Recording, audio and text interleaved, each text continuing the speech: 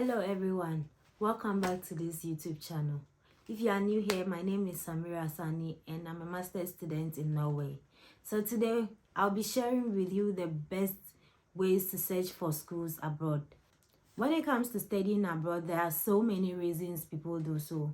It could be to get promotion at work, it could be to further your education, get better job, or it could be to go into academia. There are so many different reasons. But the issue has to do with how people acquire information, how they use information, how they are able to manage the information they get and all that. So I'm here to make your life easy. So on this channel, we'll focus on the processes and the tricks on how to apply to schools, all the information you will need. You don't need an agent. You don't need to pay people to do this for you. These are practical information that would help you do everything yourself. Number one on my list is to know your interests. When I say know your interest, it means you have to know what you want to do. You don't just pick any course abroad and decide, oh, let me just apply to this course because I want to relocate. It should be something you are interested in.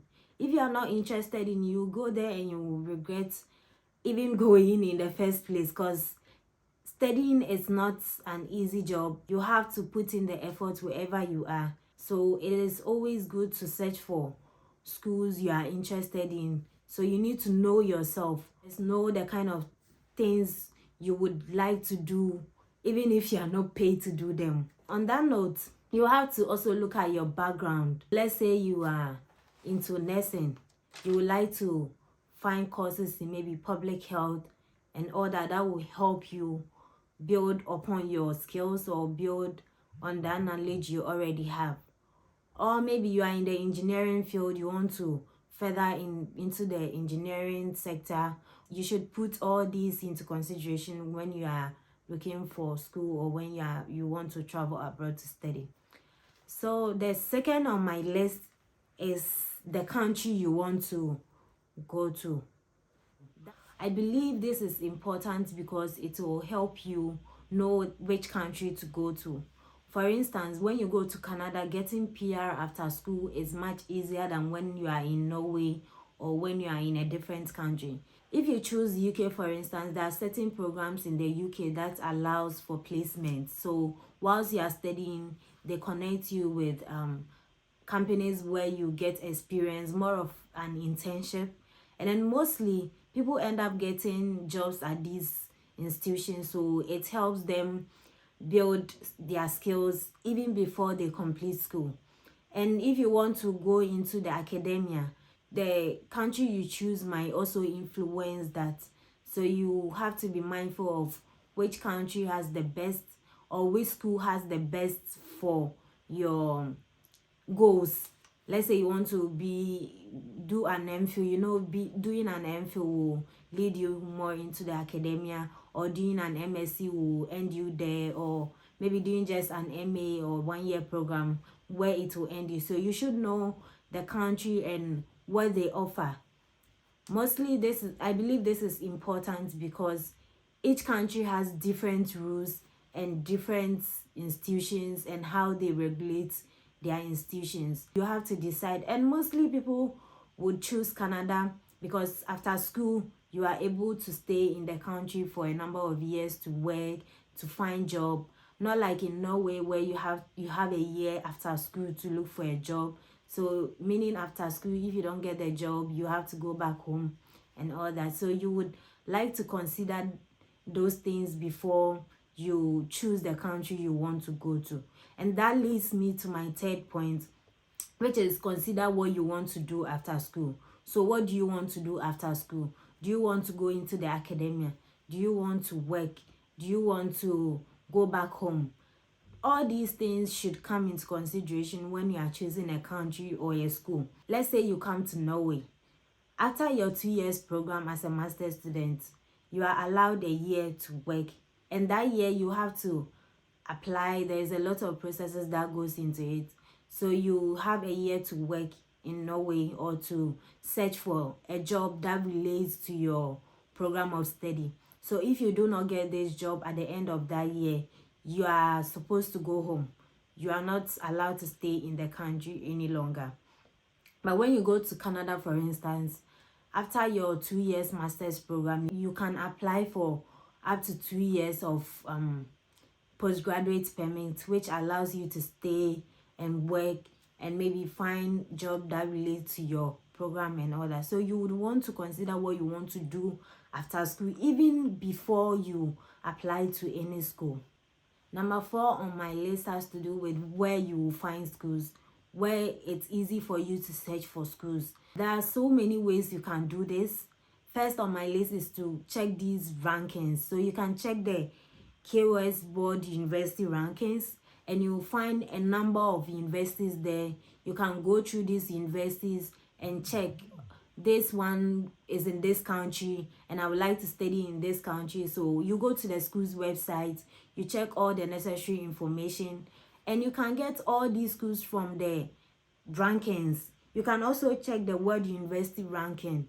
You will find so many schools. If you are someone who is particular about, I want to study in a well-known school, I want to study in the best and all that, you will have to check the rankings. That's when you will get to see which school is good for you, which school you wouldn't want to apply to.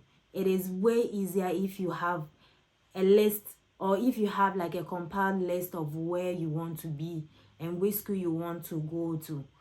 Also, you can search for schools by just using Google. It is so easy that way.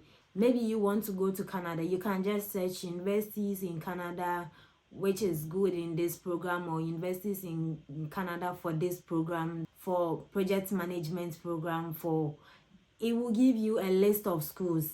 When you get these schools, or when you get the list, you will have to go to each and every one of these schools and then search for their requirements and all those information you will need to apply to the school. And on the 5th point, you would have to, this is where the work is, you would have to read through all the list of universities you've gotten, especially from those websites I've already mentioned. So let's say you see University of Alberta, you have to go to the website, read through their program list. If you find anything interesting, you can go through, or sometimes you can look into the faculty. That gives you like an overview of what they do at that university or at that faculty. So it is much easier to get information from the school's website than anywhere else. The last but not least on my list is ask questions. Ask questions. This is very important. You need to ask questions. The reason why you need to ask questions is to help you know what is right and what you are not supposed to do. For instance, you've seen a program on MSc Political Science. You don't understand the difference between MSc, MPhil, MA, or you would want to know more information about this program. You can contact the faculty members. Every school has their faculty members listed on their website or on their webpage. So you will have to contact them politely. Ask them, I've seen this program and I want to know more about it. Do you have more information on maybe funding, on maybe how the program structure is, how the study structure is and all that? Ask questions. And if you are shy to do that, you can just go on LinkedIn. You can search for maybe University of Life Sciences. You can look at people who are studying there. You contact them. You have to just ask questions. It is important for you to ask questions. You can also look at the facts on these websites. There are simple questions there that can guide you to whatever information you need. So it is very important you ask questions. I keep hammering on this. Ask questions. It is important. It helps you. You can ask your friends, you can ask your colleagues. Just ask questions. It helps you get more information on whatever you need. So it is very important you do so. Ask questions. I don't know, it's okay. So this is where I'll end today's video, and if you need more information, just leave a comment behind. I will work on it for you. In our next video, we will talk about how to shortlist schools, how to make it simple for you to apply to these schools, and more videos to come. Thank you. Bye.